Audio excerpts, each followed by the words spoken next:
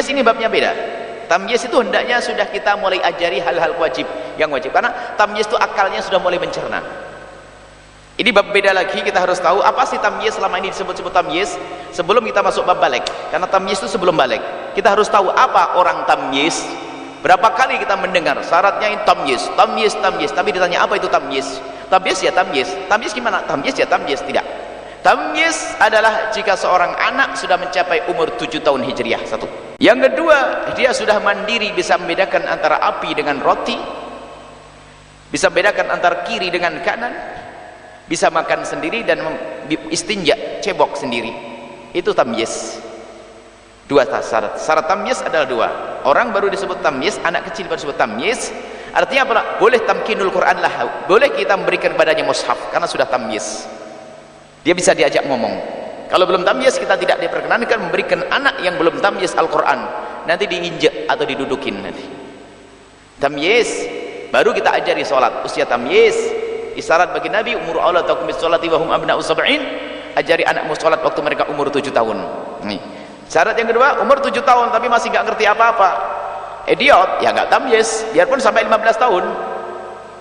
Jadi tamyiz adalah harus bisa membedakan antara kiri kanan, roti api. Kemudian kalau bahasa Arab, farriq bainal jamrati wat tamrati, bisa membedakan antara kurma dengan api, bisa membedakan ya'rif shimalahu an yaminihi.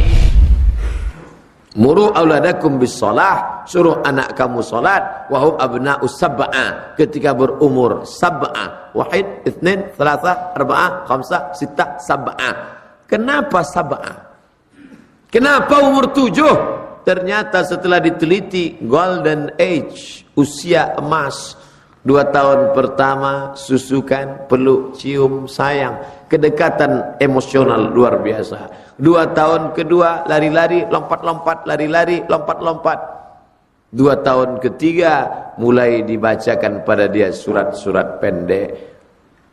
Dia tidak pernah menghafal Fatihah pakai kertas, dia tak pernah menghafal Wadduha pakai kertas, tapi itu ingat di kepalanya. Kenapa? Karena ibunya membacakannya, ayahnya membacakan Al-Fatihah. Masuk 6 tahun sudah lengkap.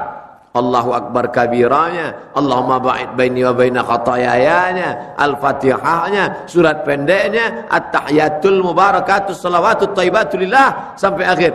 Umur 7 dia sudah tegak menghadap Allahu Akbar. Ternyata dibentuk. Saya tidak bisa Pak Ustadz mendidik dia. Kami tinggal di Jakarta, kami berangkat kerja sebelum dia bangun, kami pulang dia udah tidur.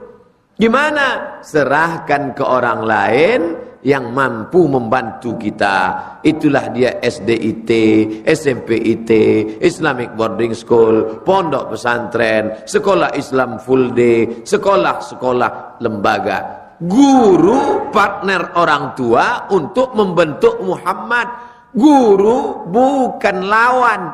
Ini sekarang banyak orang menganggap guru sebagai lawan, anak sebagai pengadu. Pulang dia mengadu, tengok ya tadi dijewer guru, besok ku bawa akan ke guru, biar tahu dia siapa yang pernah juara pancu internasional. Karena itulah Nabi menyampaikan, bila Anda mempunyai anak usia 7 tahun, yang pertama diajari adalah sholatnya. Kenapa? Kalau sholatnya sudah bagus, pasti anak itu tumbuh menjadi anak yang baik. Itu rahasianya di sana. Jadi kalau dididik sholatnya benar, sebagaimana Nabi mencontohkannya, pasti tumbuh jadi anak baik. Kalau 10 tahun gak mau sholat juga diapakan? Sudah salah lagi. Dikit-dikit main pukul aja gitu ya. Katanya mau ikut sunnah Nabi. Saya nggak pernah tuh baca sirah Nabawi ada Nabi memukul anaknya. Baik ya, Hasan Hussein, Nabi sedang sujud, naik ke punggungnya, apa tiba-tiba berhenti dipukul dulu? Kan tidak ya, malah diteruskan kan sujudnya. Ayo lihat ke sini ya. Ini persoalan kita ini. Banyak istilah yang sampai ke Indonesia tiba-tiba jadi berubah. Daraba itu punya 2 arti. Asal kata daraba itu bukan memukul. Daraba itu artinya membuat contoh yang menjadikan kita paham. Membuat contoh yang menjadikan kita paham. Okay. Al-Baqarah ayat 26. Ayo. Yang bisa acungkan tangan. Kalau nggak bisa nunduk aja. Baik. Tadi sudah sampai 64. Innallaha la yastahyi ay yadriba mathalan ma ba'udatan fama fawqaha daraba yadrib. Allah tidak pernah malu untuk membuat perumpamaan yang menjadikan kita paham, mengerti, memberikan contoh yang membuat kita mengerti, walaupun itu harus ditunjukkan dengan nyamuk.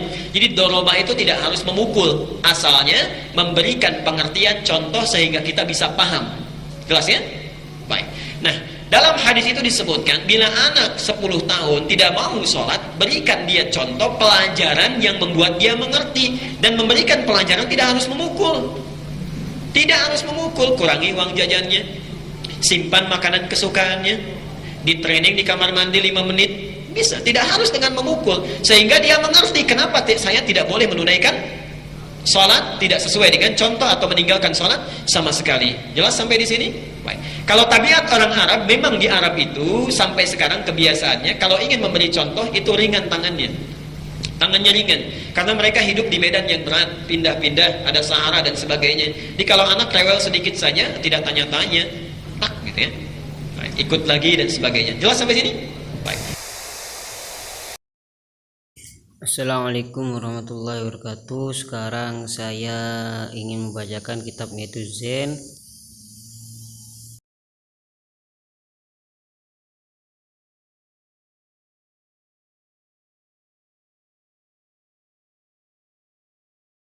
Syuruti fil bi'is ya'kulu wahdahu wa yashru wahdahu wa yastanji wahdahu. Sama. Wal muradu idza araf ma yadurruhu ma yanfa'u qala fil majju wal amru wad darbu wajibani 'ala al wali aban kana aw jaddan aw wasiyan aw qaiman min jihatil qadi. Di sini perintah dan memukul, nah sama dengan depan, diwajibkan pada iya. Dan di sini wa qala fi rawdati yajib 'alal aba wal ummahat ta'lim auladim at-taharah was-shalah was-syara'i. Memang tamyiz itu 7 tahun. Mengapa 7 tahun? Karena sudah golden egg katanya. Tapi yang saya janggal tadi bukan saya mau menyanggah, tapi kita sama-sama punya referensi, sama-sama mengambil pendapat di sini, bukan menciptakan. Di sini saya janggal pada pendapatnya Ustaz Hidayat tentang dorbun dalam tamyiz itu bukan memukul seperti yang beliau contohkan, beliau paparkan dalam ayat Al-Baqarah ayat 26 itu. Tapi di sini dalam kitab Bajuri maksud dari dorbun itu memang mukul. Coba di sini bersab isinina, di sini dimulai dari atas yang saya garis itu ba'da sab'i sinina ay ba'da tamamiha. Yang tahu mau cek dalam kitab Bujuri ini asli. In hasulat tamyizu biha wa illa fud tamyiz, ketika umur 7 itu tamyiz bisa membedakan, bisa tahu kiri kanan atau bisa cebok sendiri, makan sendiri. Wa illa ketika umur 7 tidak wa illam yahsul tamyiz bisab'i bi anta akhirani sami fala yu'maruni. Ketika umur 7 tapi belum tamyiz, wa yudrobani ala tarkiha ba'da di sini. Dan dipukul ketika meninggalkan sholat. Ini udah kornya ba'da kamali di sini. Ay wujuban fa yajibu darbu 'ala al-wali aban kana aw jaddan aw nahwuhuma mimma marra. Wa darbu ta'dibin litamrin la darbu qubatin. Di sini jelas bahwasanya memang darbu itu maknanya mukul. Karena darbu ta'dibin litamrin untuk memukul secara untuk memukul yang ta'dib, memberi pelajaran. Litamrin untuk mencontoh. La darbu qubah. Bukan memukul karena ukubah, karena siksa. Lah kalau dianalogikan pada pendapat Ustaz Hidayat, durbu ukubah, kalau durbun itu dimaknai memahami, memberi contoh supaya kita paham, tapi yang ukubah itu seperti apa? Nah, lanjut di sini. Di sini ada yang saya garis. Walau talifal waladu bid-durbi. Talifah rusak atau cacat atau sampai menciderai anaknya, disebabkan memukul. Masa kalau dorbun dimaknai seperti Ustaz Adi Dayat memberi contoh untuk agar kita paham, bisa mentalif, bisa merusakkan, bisa mencacatkan, bisa menciderai kita. Wali annahu yata'atta ta'dibu bil kalami. Ya, di sini baru bahwasanya bisa dihasilkan juga takdib itu bil kalami. Dengan ucapan bisa. Iya. Nyatanya tidak ada yang bertentangan. Tapi saya punya referensi lagi, dan di sini tambahan dari tadi tentang memukul. Di sini dalam kitab I'anatul Talibin, ini karena ini berkaitan dengan masalah hukumnya wajib bagi orang tua. Ini wajib memukul atau wajib memberikan contoh atau yajibu ala kulli min abawayhi, wajib walau min jihatil ummi wal wujubu kafa'i wa yasqutu bi fi'li ahadihima. Meski kewajiban di sini antara dua orang tua ini fardu kifayah, jadi bisa gugur karena salah satu dari suami istri tersebut sudah memukul atau melaksanakan kewajiban. Ail mu'lim, menyakiti. Assalamualaikum warahmatullahi wabarakatuh.